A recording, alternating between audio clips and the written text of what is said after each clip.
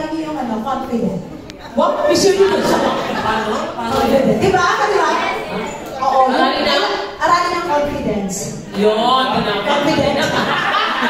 Cosmopolitan. Oo. Philippine pa. Kailangan meron kayong polydent. Para ano yung,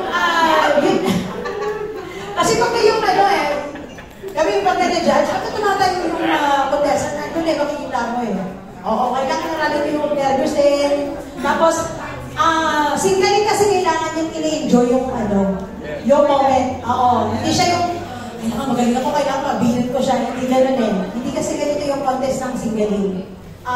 Hindi siya malinisan ng kanta, hindi siya yung walang mga technical na hindi ganun kakomplikado sa ibang singing contest.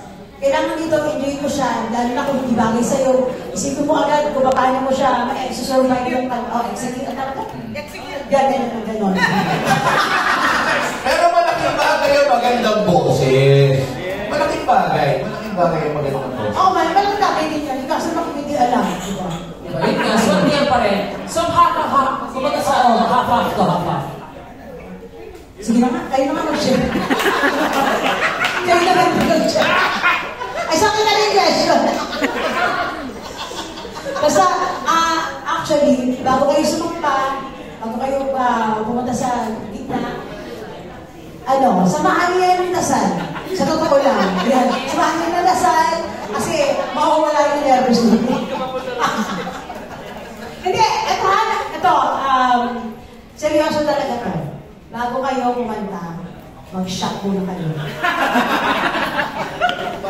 Oo, kasi bubuka talaga yung lalamunan nyo. Nasa tumbler. Hindi sa tumbler kasi bawal ipasok. Joke lang.